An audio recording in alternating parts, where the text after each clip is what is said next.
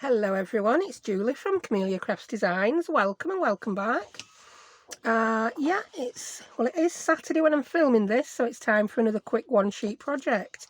It may be Sunday morning by the time this one gets uploaded. We'll see. Right, what have I got for you? Well, I've got these cute little pocket pouches. Yeah, each one has 5 pockets inside, and I'll unwrap one and show you what it's like. This one I've done without inking. I like it. This one I've done and inked it. I like it.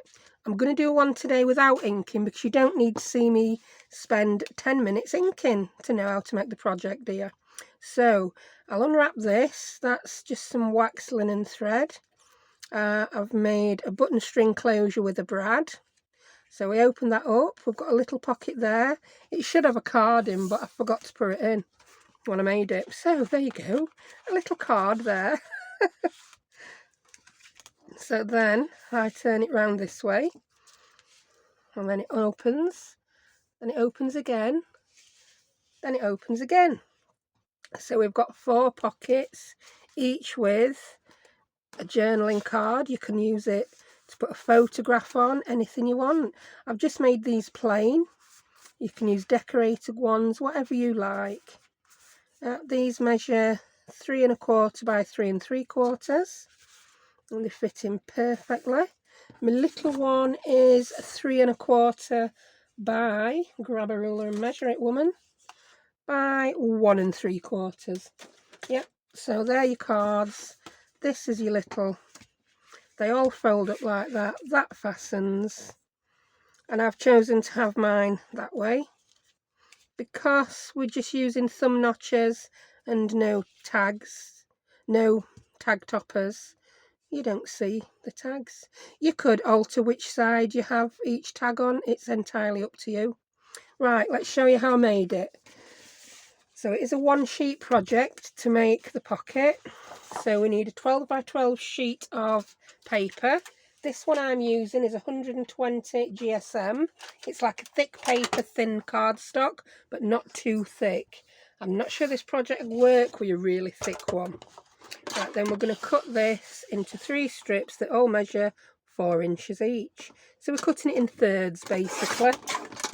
That's 1. And then the other 2. Then with 2 of them we want to cut 4 inches off. So we're left with a piece that's 4 inches by 4 and a piece that's 4 inches by 8. And we do that to 2 of them. So go ahead and do that to another. There you go. So put the chompy chopper away, and then we should be left with 5 pieces of paper. We've got the 12 by 4, 2 8 by 4s and 2 4 by 4s. Next we're going to need our scoreboards. So look, I've found that scoring tool. Seem to have lost the scoreboard. I found scoring tool, lost scoreboard. Because my desk is so small, everything gets put down on floor, and then sometimes things just get put somewhere random where I can't put my hand on them. Here we go. So take the 12 by 12 piece, 12 by 4 piece, and we're going to score it at 4 inches. If you had your big scoreboard, you could then go 4 and 8. But I'm just going to turn it round and score again there at 4. Yep. So we've got 2 score lines, 4 and 8. Then the ones that are 8 inches by 4, score them at 4, which is in half. Do that to both of them. Then pop your scoreboard away, and it's time to do some punching. Right, because I want thumb notches on my pockets and I want them all on the same side, I'm going to show you how to decide which ones to put thumb notches in. So we're going to lay that out and get one of the 4 by 8 pieces and put thumb notches in whichever end you want. If you've got directional paper, that will maybe dictate that. My paper's purposely not directional, so put your thumb notch in those two, and then these two single pieces, put a thumb notch in those. Right, one of the pieces, oh, we do need to cut it down just a smidge. You'll see why when we place it on. So just take 1/8 of an inch off that. So it now becomes 3 7/8. So the 3 7/8 is the width. So put your thumb notch at the top there. Right. We also want to put a thumb notch on this end here. Yep, so that's all those done and out it way. Right, next we're going to glue. If you were inking, you'd do all your inking now. I'm not going to ink this one, just to save time really. Right, get this piece here, and we want to glue that piece onto the end of, I'll show you, move that one out of the way, onto the end of there, just like that. We want to place it just up to, just before the crease line, not right up to it or things won't fold properly. So I'm going to go ahead, I think I've took pin out my glue too early and it started to leak, and put glue around those 3 sides. Yep, not up to my score line, about 1/8 of an inch away, then along the bottom, and then up there. Then I'm going to take this piece and place it on top just before the score line. Line your tops and bottoms up. I think quite a bit mad with glue there, I really did. Then flip it over. You can see I've not got mine lined up properly, that's better. That looks better. So it's just short of that score line. Right, now while we've got it flipped that way, grab this other piece and we want to glue that onto there. You can see now that I'm just short at score lines because you'll just see a little bit of white in between. Yep. So again, I'm going to put glue on. This is why I like to do my thumb notch first. I did make one wrong because I didn't do my thumb notches first and I got pockets all over the place. Oh, this glue is really wanting to volcano. I've never had that problem with hot glitter volcanoing before. I know I've put my heating on, but I didn't think it was that warm. It's not like Barbados or out. It's UK in October. It may even be Halloween by now. Ooh, no, it's not. It may be Halloween by the time you see it. In fact, it probably will. Right, and then put that on there again, just short of that score line. And line your edges up.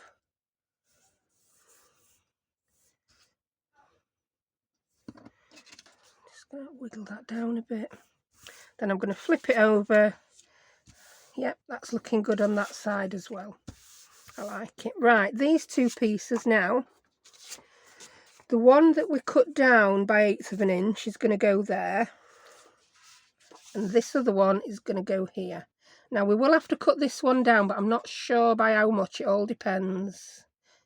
It's about 1/16 of an inch, but I like to glue this on first before cutting it, because that's just too small a measurement. We're still volcanoing. Don't know what's occurring there. I have filled it up actually, that's what's occurring. Maybe it's because there's too much in it.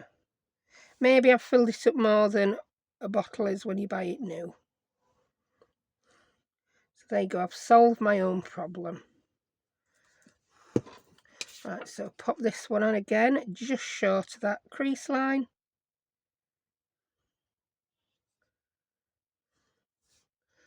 Get it lined up.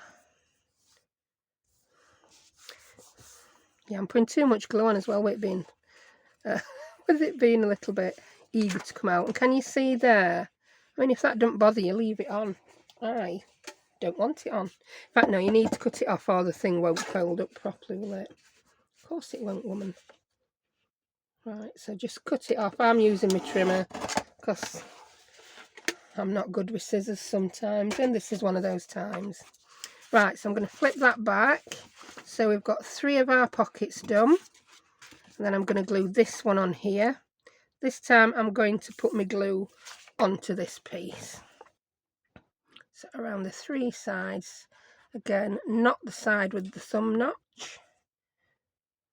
So if I hold it by the thumb notch side, it'll make my life easier. Oh, I'm throwing glue about. Bet you didn't think you were tuning in for a juggling session, did you? If I were a juggler, I'd be sacked. Right, so that ends up just short of the score line on both sides. That's why we really needed to trim that one down a bit. So that's that. So now we have our 4 pockets. Now this one, we're going to fold that, but we need first to pull this up now. That will concertina up, because we've left these extra bits here. We've got the room then to fold it like so. Now we've got our score line there, but it's not going to come all the way around there, is it? Because it's going to have to go around how many thicknesses of card paper? 6. Woo! So we're going to make a new line. So just fold that over, get it pretty tight, just like that. It's like when you're backing a journal cover or a book. Yeah. Then fold it back. You'll see we've made a new score line. I'm then just going to make that score line a little bit sharper by going over it with my bone folder. There we go. Can you see? So next time that will go over nice and easily. Now we're going to make that other little pocket.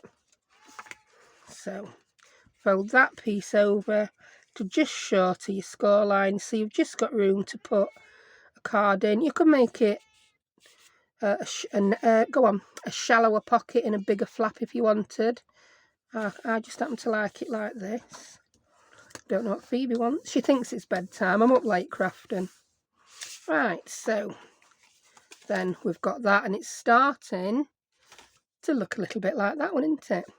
Right, next we need to make some little buttons, yeah? Now I'm going to use a bit of the brown cardstock that I had the other day when I was making my steampunky cards. Right. I used a little scrap of it that was on the table for the first 2, but I've run out now, so I've had to grab another piece. So I'm going to cut 2 buttons that are 3/4 of an inch. Woo! They love to jump. Tiddlywinks. Woo! I feel myself wanting to do more of those, just to see them jump in air. Right, now you need to put a hole through the middle. If you don't have a crocodile like this, do it with a pokey tool. So I might as well do mine with a pokey tool, aren't I? Just wheel back, forgetting Cat were there. And I really hope I haven't run over a tail. I think we would have heard a scream a lot louder than that had I run over a tail. Right, so here we go. I've got this book. I've got my pokey tool. Yeah, because I found my scoring tool, I've turned that one into a pokey tool now. So find the centre. I hope this is centre. Normally I put my head right over, but camera's there. Yeah, it's quite thick cardstock, this. So that's one hole. It's nearly at middle. It's nearly at middle. It's near enough for me. I'm happy with it. Or make your holes, however you like to make holes. Right. Then grab your brad. You can do it with eyelets if you want to. I just fancied using a brad for a change, and I can never open this box. I wonder if it's childproof. Oh, that brad's a little bit squashed and deformed. Right. So pop a brad through one of those, so you don't lose it. There we go. Now the other one, I'm going to glue it on just to strengthen the paper. I'm not gluing it on the inside as I normally would, because I don't want to create that much bulk in the pocket. I'm going to bring my little book back for stabbing. So I'm going to put that where it wants to be. That's about in the middle. And I'm going to poke again. Oh, I've moved it. There you go. And I do it like this because if I'd not poked my hole in the middle of a piece of card, I won't want to have stuck it on already, because I'm now going to stick it on. If you're confident you can get right in the middle of that, stick that on first and then poke through them both at once. I'm not confident of doing that. So let's stick that down. And I've done it just exactly the same colour as what I'm using for my button and size, because I just thought it looked nice. Because when you use a brad for a button string closer, you can see that it's looser.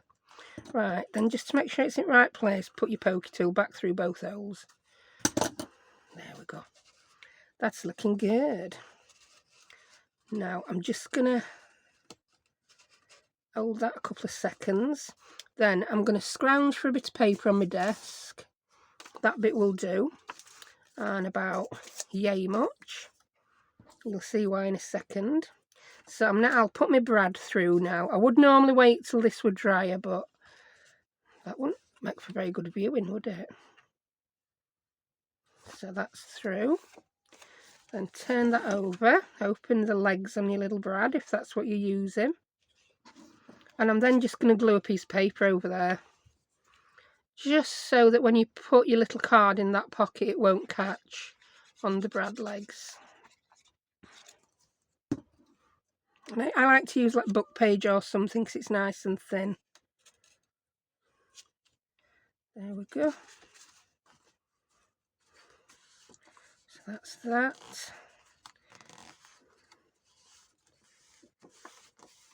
And then I'm going to seal up this pocket.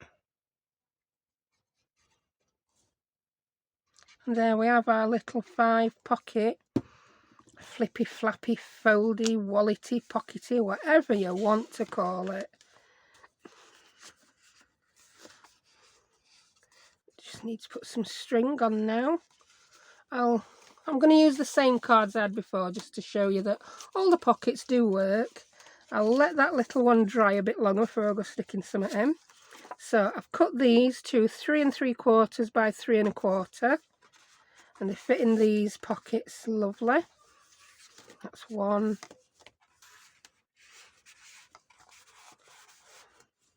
That's two. I'm not putting anything on them because this way it's the flush and it's a little surprise, isn't it? When you open this little folio expecting, I don't know what you might be expecting, but maybe not expecting this. You're like, oh, what on earth is this? And we'll pop that one in there. That one measures 1 3/4 by 3 1/4. I can't even remember if I've told you that. And then it will still fold up. That, and all we need now is a little bit. I'm using this wax thread because I like the colour of it with this brown and this cardstock. I'm just going to tie it around. We did a closure similar to this on a video recently where you just use the one button, because then you can do it without having long reach crocodiles and gummins like that. So I've done the double knot. I'm just going to cut that off flush. And I like to wrap it round a couple of 3 times.